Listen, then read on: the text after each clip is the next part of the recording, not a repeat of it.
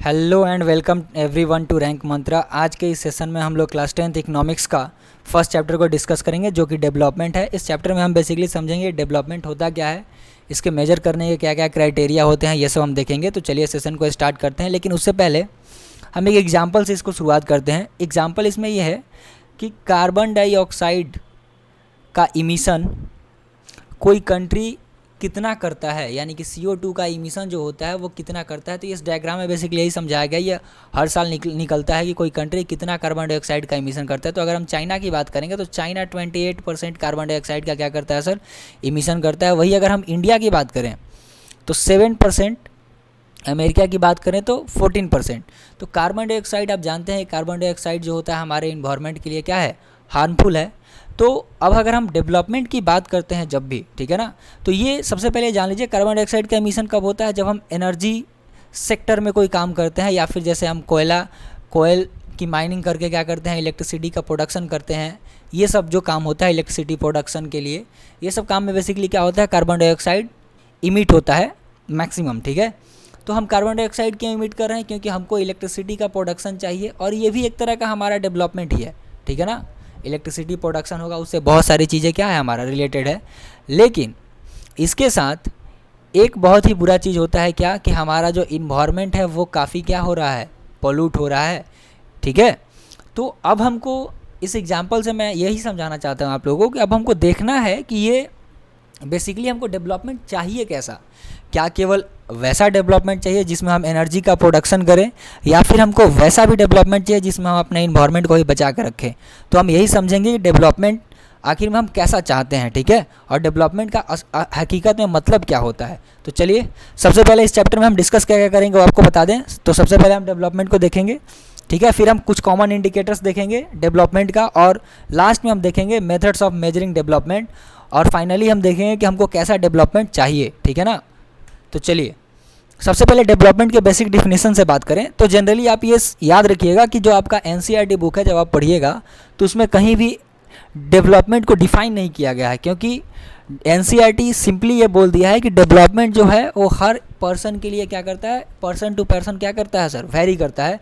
तो अगर हम डेवलपमेंट की बात करेंगे तो डेवलपमेंट का बेसिक मतलब क्या है, improvement in quality of life और लिविंग स्टैंडर्ड, यानी कि किसी व्यक्ति के क्वालिटी ऑफ लाइफ में कितना इम्प्रूवमेंट हुआ और उसके लिविंग स्टैंडर्ड में कितना सुधार हुआ, वो क्या कहलाता है, डेवलपमेंट। अब देखिए डेवलपमेंट भी हर किसी के लिए क्या है, अलग अलग है।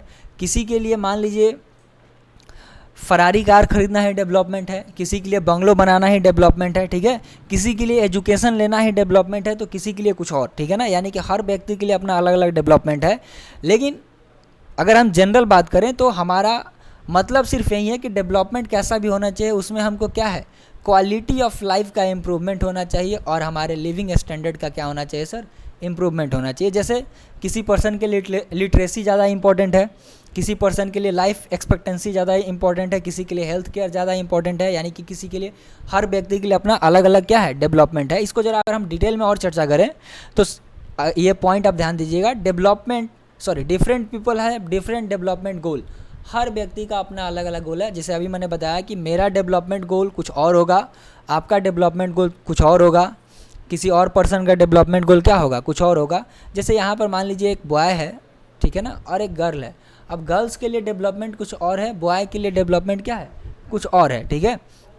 तो development for one might not be development for other. अब देखिए जैसे इसी एग्जांपल में हम देख लें, बॉय के लिए डेवलपमेंट कुछ और है, पर जरूरी नहीं है कि जो बॉय के लिए डेवलपमेंट है वही डेवलपमेंट किसके लिए हो, गर्ल्स के लिए हो, ठीक है।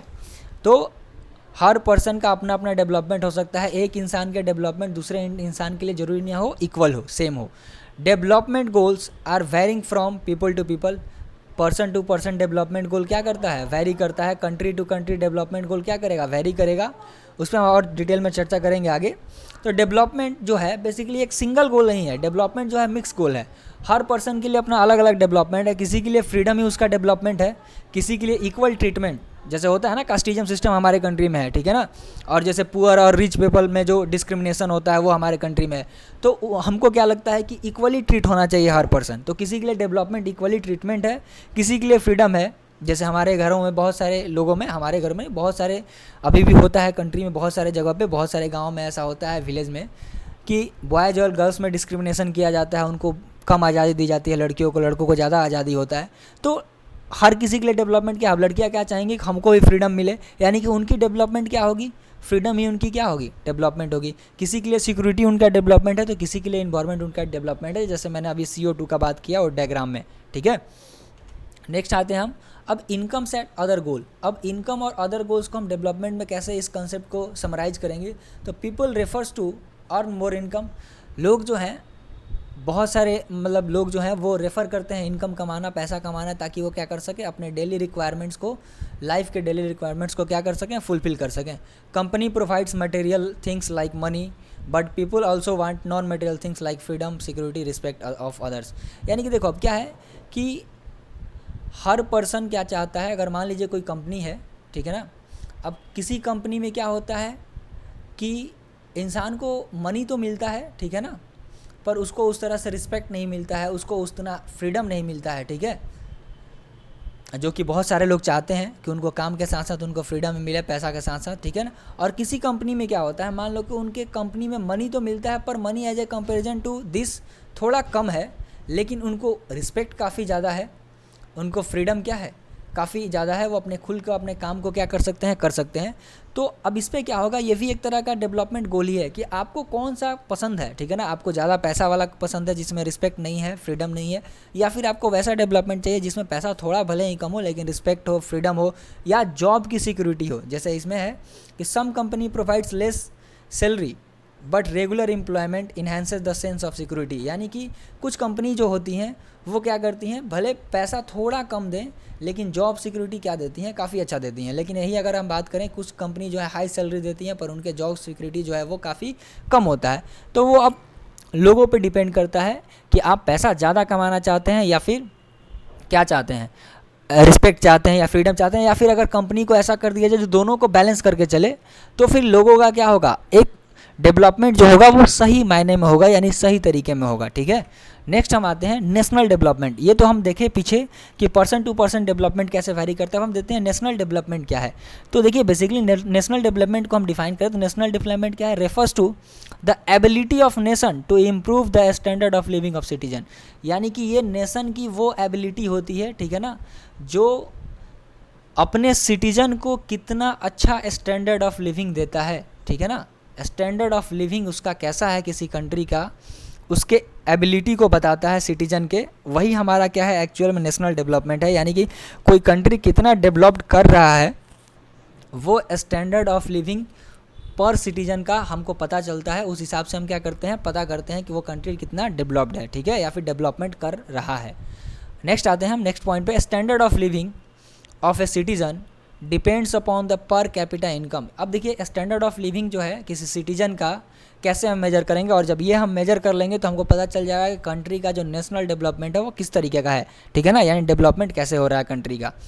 तो कैसे हम करते हैं मेजर, तो सबसे पहला है पर कैपिटा इनकम देख के कंट्री का।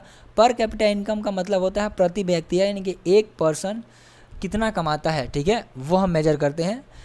अभी हम आगे पढ़ेंगे कैसे उसको मेजर किया जाता है। GDP gross domestic product, country का लिटरेसी रेट क्या है, उसका हेल्थ केयर सिस्टम क्या है, इन सब चीज़ों से हम क्या करते हैं, नेशनल डेवलपमेंट को देखते हैं। यानी कि देखिए एक तरफ पैसा भी देखते हैं और दूसरी तरफ हमारा हेल्थ केयर सिस्टम कैसा है, एजुकेशन कैसा है, इन सब चीज़ों को भी देखते हैं। तभी हम क्या बोल सकते हैं कि आपका स्टैंडर्ड ऑफ लिविंग अच्छा है, या फिर उस कंट्री जो है वो कंट्री का जो स्टैंडर्ड ऑफ लिविंग है वो काफ़ी अच्छा है और वो कंट्री काफ़ी अच्छा डेवलप कर रहा है, ठीक है। अब देखिए अब एक कंट्री को दूसरे कंट्री से हम कैसे कंपेयर करेंगे, या फिर एक स्टेट को दूसरे स्टेट से कैसे कंपेयर करेंगे, तो comparison between the different country और state are on the basis of per capita income. कैसे हम मेजर करेंगे, उसके पर कैपिटा इनकम से, और भी हो सकता है उसके PDS सिस्टम से, यानी कि पब्लिक डिस्ट्रीब्यूशन सिस्टम, जो वो पब्लिक को सपोर्ट देता है, पब्लिक डिस्ट्रीब्यूशन सिस्टम जो वो पब्लिक को सपोर्ट देता है, ठीक है, वो यानी कि हेल्थ केयर कैसा है, स्कूल फैसिलिटी कैसा है, ट्रांसपोर्ट कैसा है, ये सब।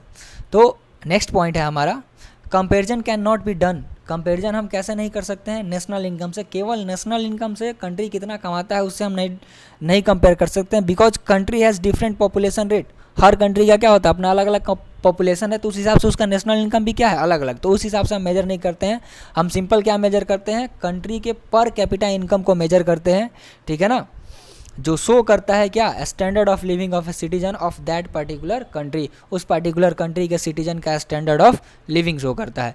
नेक्स्ट पॉइंट है country with the higher per capita income. Simple है कि अगर किसी कंट्री का पर कैपिटा इनकम अगर हाई है, ठीक है, तो वो डेवलपमेंट उसकी क्या है सर, उसकी डेवलपमेंट जो है वो अच्छी है, ठीक है, एज ए कंपेरिजन टू, किसके कंपेयर में, as a comparison to less per capita income country, ठीक है, यानी कि जिस कंट्री के पास मोर कैपिटा इनकम है than other less per capita income, तो हम क्या बोलेंगे, उस हिसाब से भी हम तय करते हैं कि उस कंट्री का जो डेवलपमेंट है वो किस तरीके का है, ठीक है। नेक्स्ट पॉइंट है पर capita income is the average income of A people of a country in a particular year, यानी किसी पर्टिकुलर ईयर में कितना व्यक्ति कमाता है, ठीक है ना, एवरेज इनकम कितना है, उसी को बेसिकली हम क्या बोलते हैं, पर कैपिटा इनकम बोलते हैं। और इसको मेजर कैसे करते हैं, तो देखिए मेजर कैसे करते हैं पर कैपिटा इनकम को, तो पर कैपिटा इनकम को हम मेजर करने के लिए करते हैं dividing total income of a country to the total population of a particular country, यानी कि किसी कंट्री के जितना उसका नेशनल इनकम है उससे हम क्या कर देते हैं, डिवाइड कर देते हैं उसके टोटल पॉपुलेशन को। फॉर एग्जांपल अगर मान लीजिए कि टोटल पॉपुलेशन मेरा 100 है, ठीक है ना, और कंट्री का नेशनल इनकम मान लेते हैं कितना है, 1000 है, तो हम बोलेंगे कि पर कैपिटा इनकम उस कंट्री का कितना है, 10 है, ठीक है ना, फॉर एग्जांपल है ये, यानी कि total national income divided by total population of country, उस कंट्री के टोटल पॉपुलेशन को हम डिवाइड कर देंगे। नेक्स्ट है कि अब देखो एक तो पर कैपिटा इनकम हम देख लिए, अब नेक्स्ट हम देखेंगे कि पब्लिक फैसिलिटी भी है ना, जो क्या करता है, डेवलपमेंट में रोल प्ले करता है। तो रोल कैसे प्ले करता है पब्लिक फैसिलिटी, क्योंकि ये भी ज़रूरी है हमारे साथ साथ, पर कैपिटा इनकम केवल इनकम होने से ही डेवलपमेंट नहीं होता है, डेवलपमेंट में हमको हर तरीके का चीज़ चाहिए, ठीक है, तभी हम बोल सकते हैं कि एक्चुअल हमारा डेवलपमेंट हो रहा है। तो facility which are provided by the government considered as public facility, जैसे कि school, hospital, community health, transport, electricity, ये भी हमारा एक तरह का क्या है, डेवलपमेंट ही है कि हमारे जो स्टेट्स हैं या फिर जो हमारा कंट्री है वो हमको किस तरह का स्कूल फैसिलिटी देता है, एजुकेशन फैसिलिटी हमारा कैसा है, हॉस्पिटल कैसा है, ठीक है, ट्रांसपोर्ट, इलेक्ट्रिसिटी कैसा है हमारे कंट्री का, ये सब भी निर्भर करता है। जैसे फॉर एग्जांपल है, ये आपका एनसीईआरटी का एग्जांपल है, थोड़ा पुराना एग्जांपल है। देखिए Punjab has more income than average income of person in Kerala, यानी कि पंजाब का जो इनकम है, पंजाब की अगर हम इनकम की बात करेंगे वो ज़्यादा है एज ए कंपेरिजन टू, क्या ये थोड़ा पुराना है याद रखिएगा, as a comparison to Kerala, but Punjab का मोर्टेलिटी रेट यानी इन्फेंट मोर्टेलिटी रेट, यानी कि मृत्यु दर जो है बच्चों की, वो काफ़ी ज़्यादा है एज ए कंपेरिजन टू क्या, केरला, यानी कि ज़्यादा है as a comparison to Kerala, यानी केरला की जो इन्फेंट मोर्टेलिटी रेट है, Kerala has low infant mortality rate because better public distribution system. क्यों ऐसा है, क्योंकि उसका जो पब्लिक डिस्ट्रीब्यूशन सिस्टम है, हम जानते हैं जनरली साउथ में हमारा जो हेल्थ जो सिस्टम है वो काफ़ी अच्छा है, एजुकेशन सिस्टम भी अच्छा है, ठीक है, क्योंकि वहाँ के लोगों का न्यूट्रिशन स्टेटस जो है वो काफ़ी अच्छा है। तो हम बोलेंगे कि वहाँ का इन्फेंट मोर्टेलिटी रेट क्या होता है, कम होता है, यानी कि बच्चों की मृत्यु दर जो है वो कम है। तो अब देखिए, अब आप किस मॉडल को अपनाते हैं डेवलपमेंट के लिए अपने, ये आपको तय करना है। क्या आप पंजाब मॉडल को अपनाएंगे, ये बेसिकली एक एग्जांपल है, क्या आप केरला मॉडल को अपनाएंगे, उसी तरह से हम कंट्री का भी एग्जांपल ले सकते हैं, या फिर आप दोनों का मिक्सअप मॉडल अपनाएंगे, ठीक है, ये हमको तय करना है और ये हमारे स्टेट्स गवर्नमेंट को तय करना है, ठीक है, जो कंट्री चला रहे हैं उनको तय करना है, आपको तय करना है कि आपको कैसा मॉडल चाहिए। क्या दोनों मिक्स्ड मॉडल चाहिए जिसमें हमारा पब्लिक हेल्थ सिस्टम भी अच्छा हो, एजुकेशन सिस्टम भी अच्छा हो और हमारा पर कैपिटा इनकम भी क्या हो, अच्छा हो, ठीक है। अब देखिए, अब नेक्स्ट पॉइंट है कि वी नीड पब्लिक फैसिलिटी। क्यों हमको ये चाहिए, क्योंकि हमको पब्लिक फैसिलिटी भी चाहिए। ऐसा क्यों, क्योंकि हम लोग पैसे से, पर कैपिटा इनकम से, प्रति व्यक्ति आय को बढ़ाने से पॉल्यूशन फ्री इन्वायरमेंट को खरीद नहीं सकते हैं। जैसे मैंने CO2 का इमिशन की बात किया, ग्राउंड वाटर को खरीद नहीं सकते हैं, पैसे से आप ग्राउंड वाटर नहीं खरीद सकते हैं, नॉन रिन्यूएबल रिसोर्स को नहीं खरीद सकते हैं with the help of money. तो हमको कैसा मॉडल चाहिए, क्या ये दोनों का मिक्सअप मॉडल चाहिए या सिंगल मॉडल चाहिए, हमको तय करना है। अब देखिए, इन्फेंट मोर्टेलिटी रेट और लिटरेसी रेट का बात चल ही रहा था, तो थोड़ा बात को और दूर तक ले जाते हैं और इसको भी समझ लेते हैं कि इन्फेंट मोर्टेलिटी रेट हम निकालते कैसे हैं, ये होता क्या है। तो सिंपल क्या है कि इन्फेंट मोर्टेलिटी रेट हम कैसे निकालते हैं कि जितना डेथ रजिस्टर हुआ है एक साल में किसी पार्टिकुलर ईयर में, और जितना बर्थ जो है वो पार्टिकुलर ईयर में रजिस्टर हुआ है, उसको हम डिवाइड करते हैं और मल्टीप्लाई कर देते हैं किससे, 1000 से। यानी कि द नंबर ऑफ, आप देखिएगा IMR बोले तो infant mortality rate, the number of death of children less than 1 year of age in a year, यानी 1 साल का जो बच्चा है, ठीक है, उस बच्चे का 1 साल में कितना डेथ हुआ है, ठीक है ना, उसको हम डिवाइड करते हैं नंबर ऑफ लाइव बर्थ, यानी कितना बच्चा जीवित है उससे, और मल्टीप्लाई कर देते हैं 1000 से। जैसे मान लीजिए फॉर एग्जांपल 100 बच्चे जिंदा हैं, ठीक है, और 1 साल के 10 बच्चे जो क्या कर गए हैं, डेथ कर चुके हैं, ठीक है, और उसको हम क्या कर देंगे, 1000 से मल्टीप्लाई कर देंगे तो हमारा क्या निकल जाएगा, IMR, इन्फेंट मोर्टेलिटी रेट निकल जाएगा। और जिस स्टेट का, जिस कंट्री का इन्फेंट मोर्टेलिटी रेट उतना ही जितना अच्छा होगा, तो हम ये बोल सकते हैं कि उसका हेल्थ सिस्टम अच्छा है, यानी कि पब्लिक डिस्ट्रीब्यूशन सिस्टम अच्छा है, वहाँ पर लोगों का जो न्यूट्रिशन है वो काफ़ी क्या मिल रहा है, अच्छा मिल रहा है। और लिटरेसी रेट हम कैसे मेजर करते हैं, तो लिटरेसी रेट को मेजर करने के लिए क्या करते हैं हम, literacy rate measures the proportion of literate population in 7 and above the age, यानी कि 7 साल से ऊपर का जो एज ग्रुप है उसमें कितना लोग लिटरेट हैं, कितने लोग पढ़े लिखे हैं, ठीक है ना, जॉब करते हैं नहीं करते हैं वो अलग मैटर है, इसमें ये नहीं होता है, कितने लोग केवल पढ़े लिखे हैं 7 साल से ऊपर के एज ग्रुप में या फिर उससे ऊपर के एज ग्रुप में, उसको हम लोग क्या बोलते हैं, लिटरेसी रेट बोलते हैं। अब जैसे हम फॉर एग्जांपल में बता देते हैं आपको कि साउथ में आप चले जाइए तो वहाँ का लिटरेसी रेट, साउथ इंडियन, वहाँ का लिटरेसी रेट ज़्यादा है एज ए कंपेरिजन टू क्या, नॉर्थ इंडियन, ठीक है, क्योंकि वहाँ के एज ग्रुप के जो लोग हैं 7 से ऊपर के वो ज़्यादा पढ़े लिखे हैं, ठीक है ना, as a comparison to north. Next हम आते हैं कि अब ये सब जितना भी कंट्री का हम बात किए कि कंपेरिजन करना है तो वो करता कौन है, इसके लिए क्या टूल्स है, हम वो बात करेंगे। तो ये बेसिकली करता है हमारा ह्यूमन डेवलपमेंट इंडेक्स।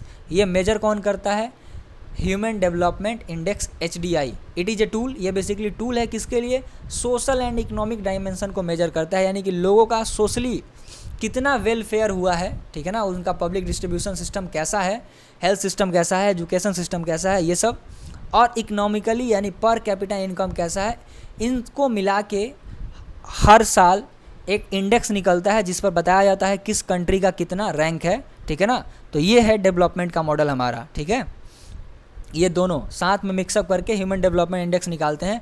अब उस पर आपको काम करना होता है, कंट्री को काम करना होता है कि हम दोनों को कैसे बैलेंस करके चलें, ठीक है। तो अगर हम डिफिनीशन की बात करें ह्यूमन डेवलपमेंट इंडेक्स की, तो वही है लाइफ एक्सपेक्टेंसी, एजुकेशन और पर कैपिटा इनकम को जो मेजर करता है, ठीक है ना, और उस हिसाब से क्या करता है, कंट्रीज़ का रैंक निकालता है, ठीक है, ह्यूमन डेवलपमेंट का। अब देखिए ह्यूमन डेवलपमेंट को हम लोग मेजर करते हैं, क्या मेजर किया जाता है ह्यूमन डेवलपमेंट में, तो मेजर किया जाता है सर इकोनॉमिक डेवलपमेंट, जो मैंने बता दिया, सोशल वेलफेयर और इकोनॉमिक वेलफेयर यानी इकोनॉमिक डायमेंशन, ठीक है, इकोनॉमिक डेवलपमेंट और इकोनॉमिक वेलफेयर। अब जरा बात करते हैं इसका डायमेंशन क्या क्या है मेजर करने का। तो मेजर करने का 3 डायमेंशन है। पहला HDI ह्यूमन डेवलपमेंट इंडेक्स निकलता है तो क्या देखा जाता है, life expectancy at birth rate, यानी कि इन्फेंट मोर्टेलिटी रेट कैसा है किसी कंट्री का या फिर किसी पार्टिकुलर स्टेट का, एवरेज एजुकेशन लेवल कैसा है वहाँ, एडल्ट लिटरेसी रेट कैसा है, और GNI या फिर पर कैपिटा इनकम आप बोल सकते हैं, GDP GNP पर कैपिटा इनकम वहाँ का कैसा है, ठीक है। ये 3 है जिस पर हम क्या करते हैं, 3 मेजर्स हैं जिस पर हम कंट्रीज़ का क्या निकालते हैं, रैंक निकालते हैं, ठीक है। अब देखिए, अब जो ह्यूमन डेवलपमेंट है उसका टोटल 5 पॉइंट एजेंडा होता है, ठीक है, जो भी हम डेवलपमेंट करते हैं ह्यूमन का उसका 5 पॉइंट एजेंडा है। सबसे पहले तो हमको वैसा डेवलपमेंट को इम्प्लीमेंट करना पड़ेगा जो हमारे हर गोल्स को क्या कर सके, पूरा कर सके, और उस डेवलपमेंट को हम लोग बोलते हैं सस्टेनेबल डेवलपमेंट। सस्टेनेबल डेवलपमेंट एक तरह का ऐसा गोल है, हिंदी में इसको सतत विकास बोलते हैं, जो चारों तरफ से विकास होना चाहिए, हर मॉडल पे विकास होना चाहिए, ठीक है। तो सबसे पहले इम्प्लीमेंट होना चाहिए कैसा डेवलपमेंट, तो सस्टेनेबल डेवलपमेंट इम्प्लीमेंट होना चाहिए हर कंट्री के अंदर, ठीक है ना, तभी रैंक वो जो होता है रैंक वो निकालते हैं। तो हमको ये 5 पॉइंट एजेंडा पे काम करना होगा, तब हमारा रैंक HDI में क्या हो सकता है, अच्छा हो सकता है, ठीक है। तो सबसे पहले सस्टेनेबल डेवलपमेंट में जितना गोल दिया गया है या फिर जो ग्लोबल एग्रीमेंट्स होते हैं हर साल, जैसे आपका ग्लोबल वार्मिंग का एग्रीमेंट है, बहुत सारा एग्रीमेंट है, जैसे UN कुछ एग्रीमेंट करता है, ठीक है। अगर हम क्लाइमेट चेंज से जो एग्रीमेंट करते हैं क्लाइमेट चेंज के लिए, वो सब एग्रीमेंट, उन सब पर अगर कोई कंट्री काम करता है तो उससे हम अपने डेवलपमेंट इंडेक्स को क्या कर सकते हैं, सुधार सकते हैं। हम अपने close the gender gap, male female के जेंडर गैप को अगर हम क्लोज करते हैं, कम करते हैं, ठीक है ना, रेशियो को कम करते हैं बॉयज़ और गर्ल्स का, मतलब समझ लो कि इक्वल करना चाहते हैं, ठीक है ना, तब हमारा डेवलपमेंट इंडेक्स क्या कर सकता है, सुधर सकता है। Pursue A range of available policy, जो भी पॉलिसी है, जो भी पॉलिसी गवर्नमेंट बनाती है उसका परस्यू जो होना चाहिए वो सही तरीके से होना चाहिए, यानी उसका पालन जो होना चाहिए अगर एकदम बिल्कुल सही तरीके से हो, ढंग से हो, वो हमारा डेवलपमेंट इंडेक्स सुधार सकता है पार्टिकुलर कंट्री का। आइडेंटिफाई दोज हु फेस, जो लोग ह्यूमन डेवलपमेंट डेफिसिट में है, यानी जिनको उस तरह से विकास नहीं मिल पा रहा है, उनको हम मैप करें और उनको आइडेंटिफाई करके उनके कमियों को दूर करें, ठीक है ना, ये हमारा ह्यूमन डेवलपमेंट का एजेंडा होना चाहिए। और last, work towards reform in the global system, global system में हम क्या करें, रिफॉर्म लाने का प्रयास करें जिससे कि हमारा जो डेवलपमेंट हो सही तरीके से हो सके। अगर हम इन 5 एजेंडा पर काम करेंगे ह्यूमन डेवलपमेंट के, तो हमारा HDI इंडेक्स जो है वो काफ़ी हद तक क्या कर सकता है, सुधर सकता है। तो अब हम बात करेंगे इसमें सस्टेनेबल डेवलपमेंट की बात होगी कि आखिर में ये सस्टेनेबल डेवलपमेंट है क्या। तो देखिए, सबसे पहले थोड़ा एक एग्जांपल है, ये बेसिकली आपके करंट अफेयर टाइप एग्जांपल है कि आप अगर बात करेंगे कि इंडिया का जो 17 में रैंक था HDI human development index rank जो था वो कितना था, 130, और 2018 में कितना है, 129, ठीक है।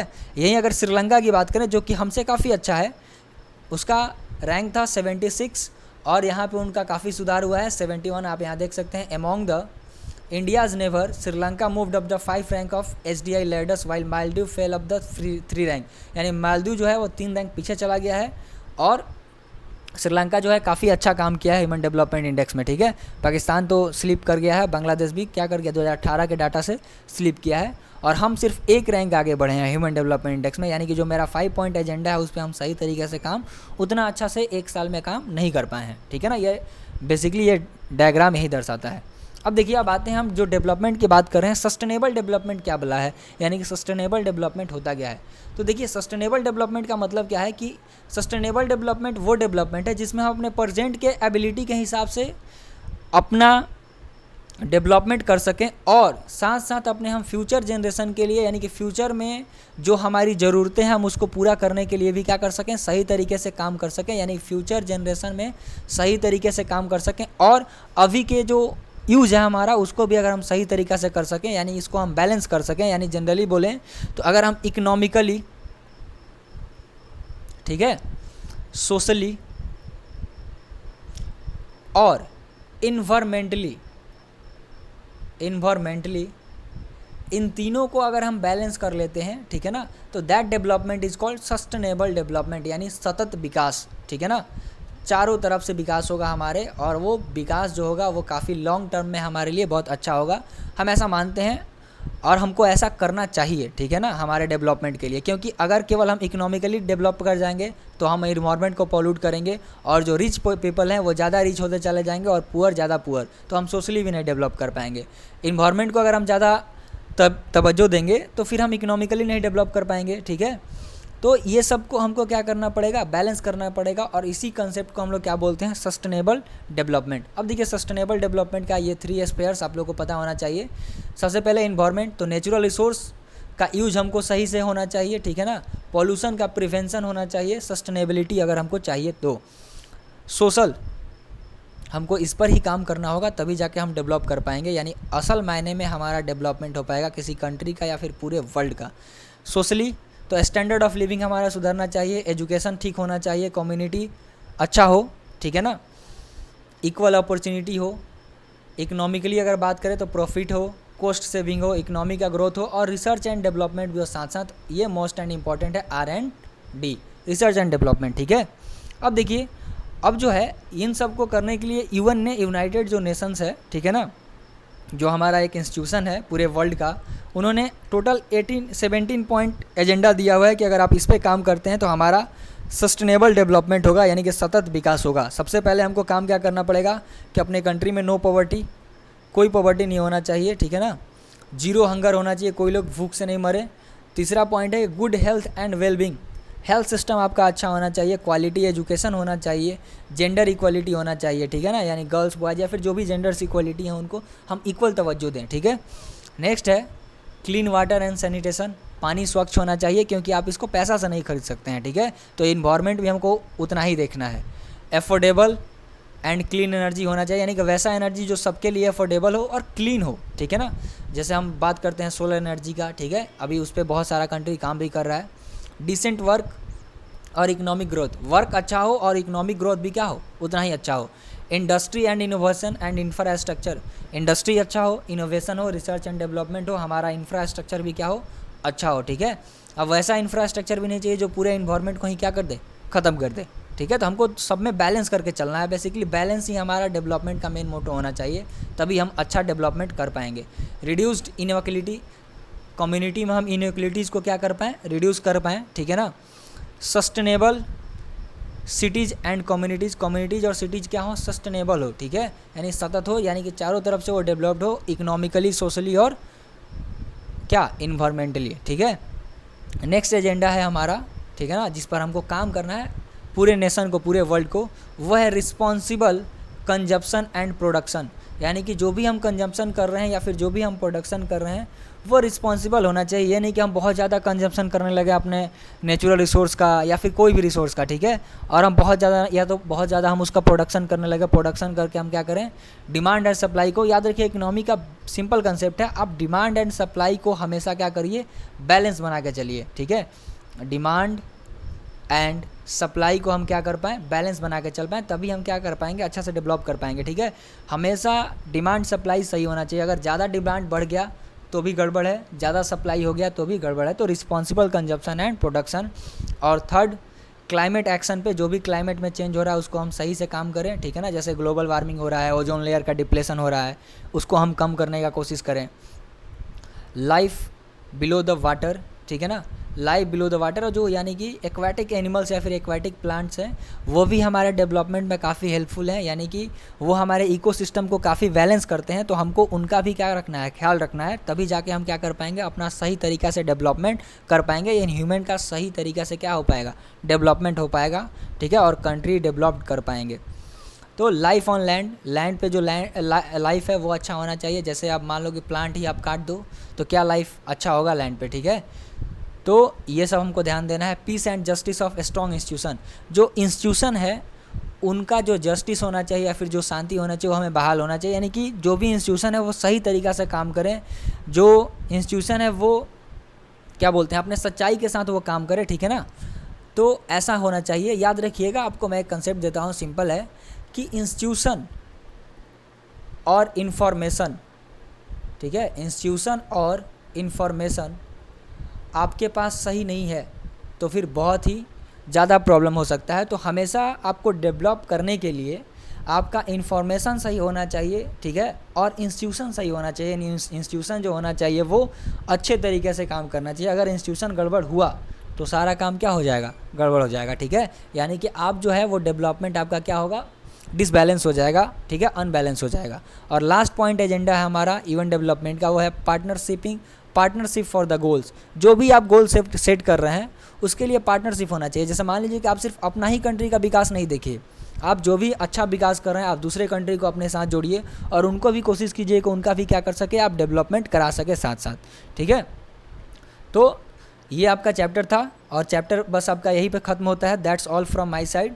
सो आप लोग को अगर वीडियो पसंद आया हो तो चैनल को आप लोग क्या करें, सब्सक्राइब करें, ज़्यादा से ज़्यादा लोगों तक शेयर करें और वीडियो को क्या करें, लाइक करें, ठीक है। Thank you.